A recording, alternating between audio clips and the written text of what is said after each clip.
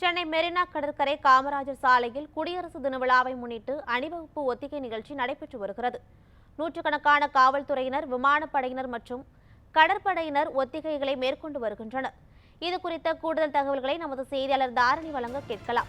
தாரணி, விவரங்கள் என்ன? பதிவு பண்ணுங்க. வணக்கம் பிரியா. சென்னை மெரினா கடற்கரை காமராஜர் சாலையில் உள்ள உழைப்பாளர் சிலை அருகே குடியரசு தின விழாவில் முதல் அணிவகுப்பு நிகழ்ச்சி நடைபெற்று வருகிறது.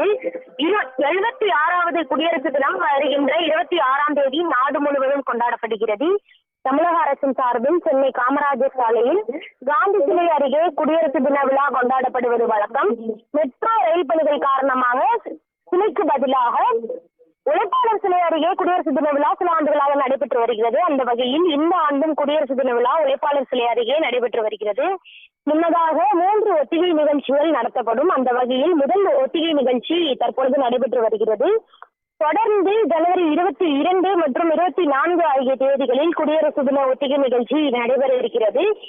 இந்த ஒத்திகை நிகழ்ச்சி நடைபெறுவதால் சென்னை காமராஜர் சாலையில் போக்குவரத்து மாற்றம் செய்யப்பட்டுள்ளது. குறிப்பிட்ட நேரத்திற்கு சென்னை காமராஜர் சாலையில் போக்குவரத்து மாற்றம் செய்யப்பட்டிருக்கிறது. டிஜிபி அலுவலகத்தில் இருந்து போர் நினைவு சின்னம் வரை ஒத்திகை நிகழ்ச்சி நடைபெறுவதால் காமராஜர் சாலையில் வாகனங்கள் செல்ல அனுமதி இல்லை எனவும் காவல்துறையினர் தெரிவித்திருக்கின்றனர்.